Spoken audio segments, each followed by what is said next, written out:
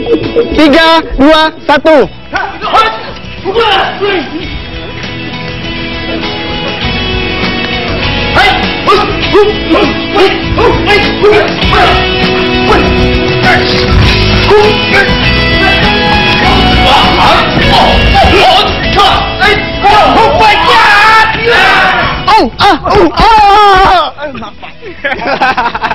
Terima kasih ya ketoprak balik kambang.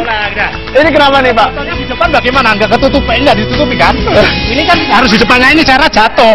Oh, harus jatuh di belakang. Salah Mas Bronya. Jatuh Pak, salah jatuh. Jadi ini dihindari tau dari perang, tapi dihindari. Oh, biar nampak dari sana. Jadi tidak di belakangnya ini. Oke, jadi harusnya begitu Mas. Ya Mas. Ya udah nih, Pak Sukasdi sama Mas Jono. Sini lagi Mas Jono. Nah, sekarang kita beralih ke masa ketika Pak Joko Widodo memimpin tahun 2005 kemudian begitu ya. Dan perpindahan rumah. Ada jadi warga-warga di sini yang punya rumah di Balai Kambang ini dan katanya juga cukup kumuh waktu itu. Diminta oleh Pak Joko Widodo pindah ke sebuah perumahan di Nipang. Bagaimana prosesnya waktu itu? Apakah langsung menerima para seniman? Ya, sebagian banyak yang menerima karena itu diberi gratis gitu Pak ya? Iya, gratis, diberi gratis. Tidak ada yang istilahnya tidak menerima. Senang hati semua. Senang hati karena di sini juga dulu sebenarnya bukan tanah sertifikat sendiri. Bukan, itu hanya nempel saja. Iya. Kalau Mas Jono melihat situasi ada dalam situasi waktu itu Mas? Ya ada. Jadi bagaimana Mas ikut? Saya sendiri bergabung dengan ketoprak Balai Kambang itu sejak tahun 97. Jadi tahu kehidupan di mana di Balai Kambang waktu itu sangat kumuh sekali. Dan kehidupan mereka sangat ngeri lah. Ngerinya orang ngeri itu ya gimana ya? Ya memelas. Kasihan. Berapa kasihan misalnya bisa digambarkan? Kalau sekarang tadi sudah dijelaskan di depan bahwa gaji hanya 500 sampai 1000. Sampai di mana kalau kita hidup di Solo?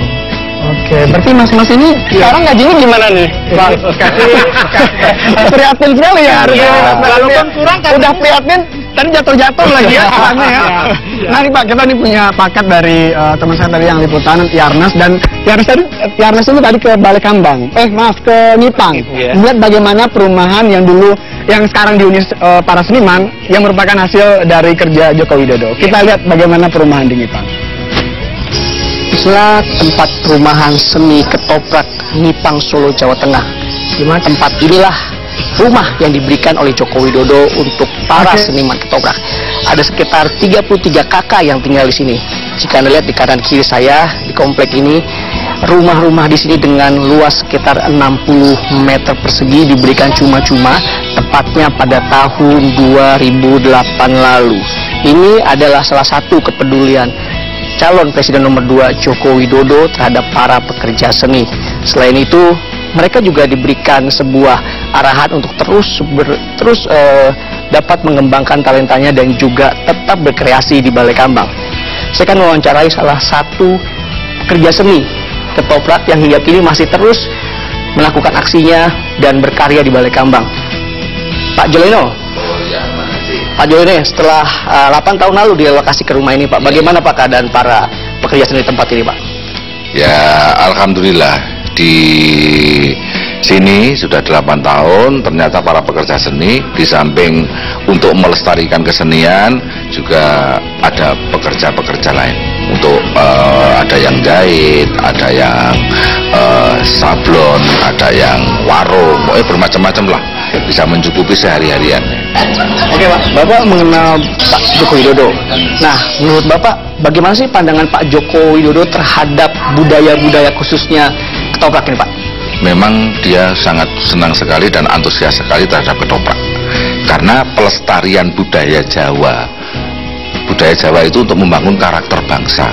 Jadi ikon di Solo, Mas yen wayang wong Sriwedari, kalau ketoprak di Balai Kambang itu. Oke, makasih waktunya Pak Joleno. Ya, makasih. Banyak pesan juga yang ditangkap oleh para pekerja seni ketoprak. Salah satu pesan Jokowi adalah memanusiakan manusia. Dari Solo, Jawa Tengah, Yarnas Poni, Nugroho Lenadus, Metro TV.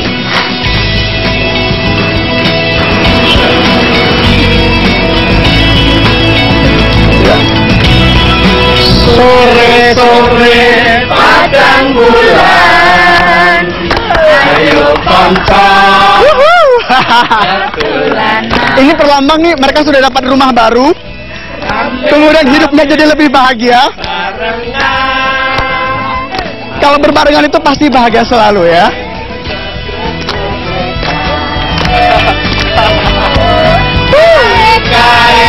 Rembulan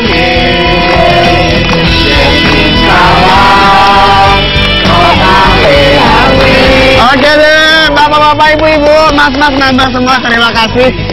Nah, saya penasaran nih, setelah Pak Jokowi kemudian merevitalisasi taman ini pada tahun 2007, 2008 hingga 2009, kemudian waktu itu ya Pak ya, katanya juga banyak event yang memberikan kesempatan kepada para seniman untuk tampil. Apa benar seperti itu?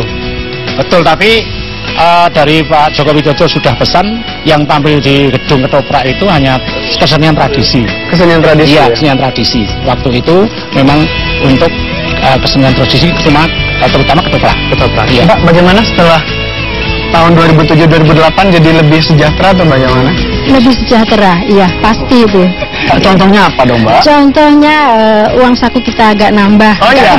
Dompet kita agak tebal sedikit. Dulu tipis banget ya? Kita bisa beli make up yang lebih bagus. Oke, kelihatan kok Mbak. Iya. Nah, kita tanya nanti soal anggaran kepada para seniman ini dan juga kepada Ketua DPRD Surakarta yaitu Bapak Y.S. Sukasno. Pak Sukasno kesini dulu, tapi kita akan diskusi mengenai anggarannya dan berapa anggaran diberikan kepada para seniman ini. Atau mungkin ada yang mau disampaikan kepada Bapak Sukasno langsung saja. Ada di sini orangnya. Jangan kemana-mana, tetaplah di Watch Shot.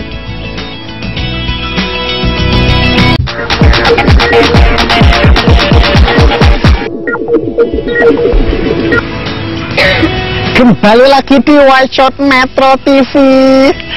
Ini sekarang ada Ketua DPRD Solo nih Pak Sukasno. Pak, berapa anggaran yang diberikan kepada para seniman ini nih Pak? Katanya kan Solo ini kota budaya, tapi DPRD-nya, legislatifnya mendukung nggak nih Pak? Oh iya, jadi kita sangat mendukung dan konsen juga karena Solo ini kota budaya, maka semua budaya yang ada di Solo pasti oleh kepala daerah yang sekarang maupun yang dulu oleh Pak Jokowi dipikirkan khususnya tentang kesejahteraan. Contoh ya, ini dulu kan teman-teman pemain ketoprak, Bapak Ibu kita ini dulu kan istilahnya tinggal di bedeng, jadi di seputaran gedung. Di tempat ini sudah Iya, dulu, di ya? seputaran gedung, jadi di bawah panggung yang itu. Terus sekarang taman ini direvitalisasi, beliau-beliau dimungkinkan atau dibuatkan rumah. Tapi Pak, katanya anggarannya bertambah nih, ketambahannya bisa beli mikrofon lebih banyak. Iya, jadi berapa kita per tahun nih Pak? Per tahun pastinya saya tidak begitu hafal, sekitar 60 sampai 50 itu, ya kan? 50 juta, terus nanti kita juga akan coba tambah lagi sesuai dengan perkembangan supaya setiap main itu betul-betul ada insentifnya iya, ya? tidak hanya sekedar dari tiket penonton. Dan tiket penonton. Nah, bicara soal apa? Hubungan antara legislatif dan eksekutif. Kalau di pusat kan kita lihat kan legislatifnya maunya A, eksekutifnya maunya B. Susah ketemunya. Waktu zaman Pak Jokowi dulu dan sekarang Pak Rudi, bagaimana Pak antara eksekutif dan legislatif? Kan kelihatannya Pak Jokowi Rudi ini maunya banyak nih dalam tanda kutip. Jadi legislatif kewalahan nggak? Kami memahami bahwa Undang-Undang 32 tahun 2004 itu legislatif ini bagian dari penyelenggara pemerintahan. Jadi mestinya DPR provinsi, DPR di kota kabupaten itu sama.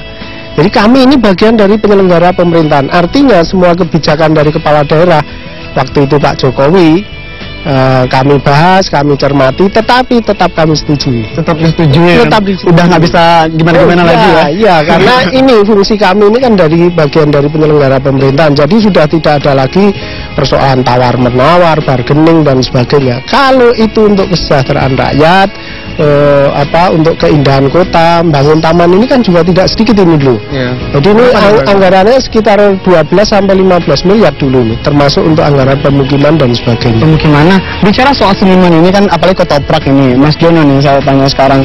Kan ketoprak ini bukan apa ya? Ya banyak orang muda katanya yang suka dengan ketoprak. Apa yang bisa dilakukan sebenarnya sih Mas?